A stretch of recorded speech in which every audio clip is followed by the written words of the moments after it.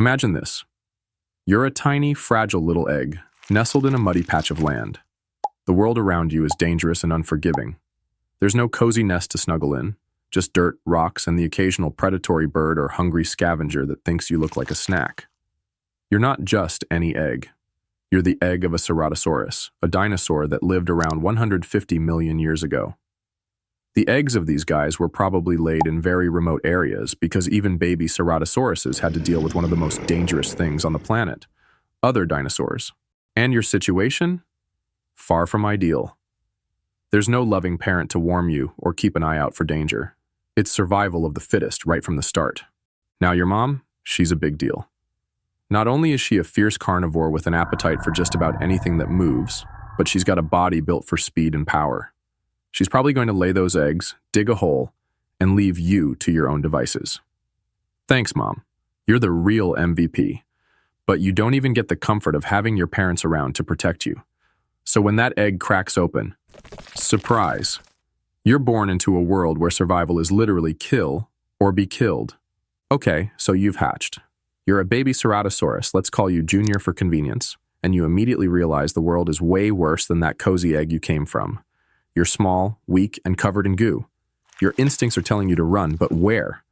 Every direction looks like a death trap. The ground is swarming with bigger, scarier creatures. Somewhere off in the distance, you hear the terrifying sound of a Spinosaurus, a giant, sail-backed freak show that could snap you like a twig if it decided you looked appetizing. And to make things worse, you've just become the target of some flying pterosaurs. These guys have been watching you from above, and they know you're easy pickings. So there you are, a tiny ball of meat, trying to find shelter in a world where everything wants to eat you. At this point, you're probably wishing you could just curl up and disappear. But wait, you can't even do that. If you don't eat, you'll starve. If you don't grow, you'll remain small.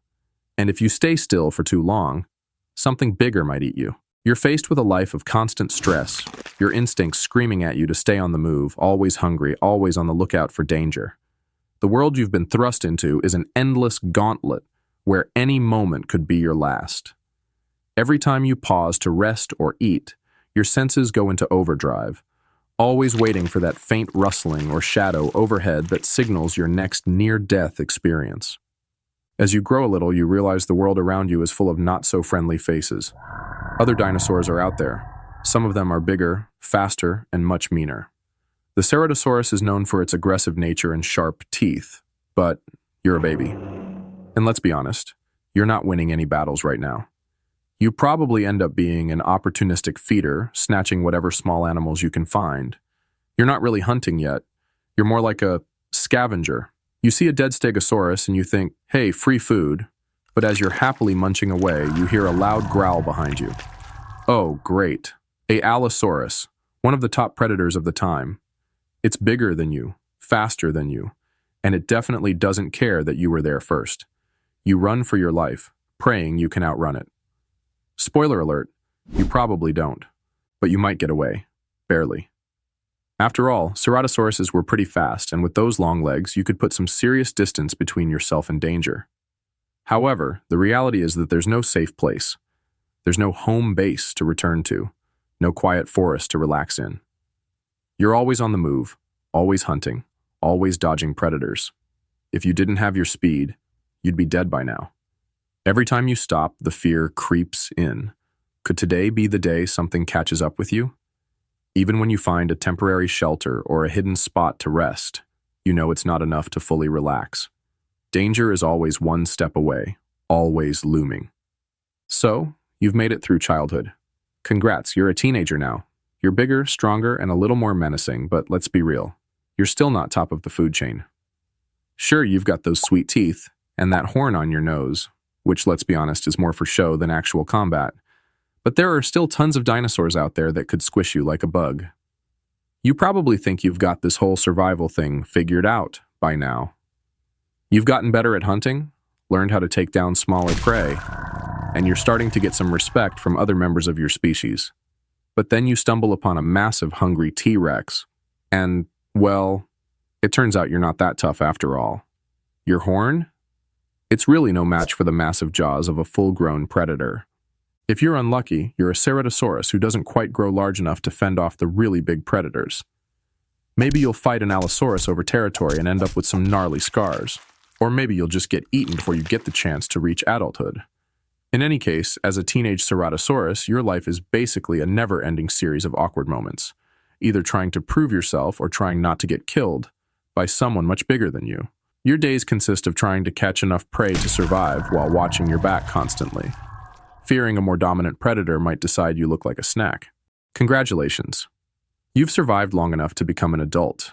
Now, you're a full-fledged carnivore, and you can finally take on some of the bigger prey that has taunted you your entire life. But even now, the struggle is far from over.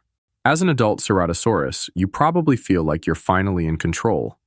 You've got that awesome nose horn that you can use to look tough. You're faster than most of your competitors, and you've learned a thing or two about hunting. You might even get a chance to team up with other Ceratosauruses in a pack to bring down larger prey, like a herd of plant-eating dinosaurs. But here's the catch. You're still vulnerable. Sure, you might be one of the biggest carnivores in your environment, but everything else that lives near you is also trying to survive. And there are so many ways you can die. Maybe you fall into a tar pit and get stuck. Maybe you get sick. Maybe you get ambushed by a pack of Allosauruses. Or maybe an asteroid just happens to land on your head. Too soon? There's no real retirement for a Ceratosaurus. Your life is a constant game of survival, and just when you think you're on top, something bigger comes along to remind you that you're just another animal in the food chain. If you've made it this far, congratulations again. You've lived the average life expectancy of a Ceratosaurus, which is probably somewhere between 15 and 20 years. But death? Yeah, it's probably not going to be as epic as you think. If you're lucky, you die from old age, slowly wasting away after years of constant running, fighting, and eating. Maybe you finally get caught by a larger predator. Or maybe a natural disaster, like the famous asteroid impact, knocks you out of existence in a flash. Either way, death is coming for you, and it's going to be a slow, painful reminder of everything that sucked about being born a Ceratosaurus. Honestly, no. It really sucked to be born a Ceratosaurus. From the moment you hatched and realized that everything around you wanted to eat you, to the constant battles for food and territory, there was never a moment of peace. And let's not even talk about the fact that you were probably constantly looking over your shoulder for bigger, scarier predators that could snatch you up in an instant. So, next time you're feeling down about your life, just remember, at least you weren't a Ceratosaurus. They had it way worse.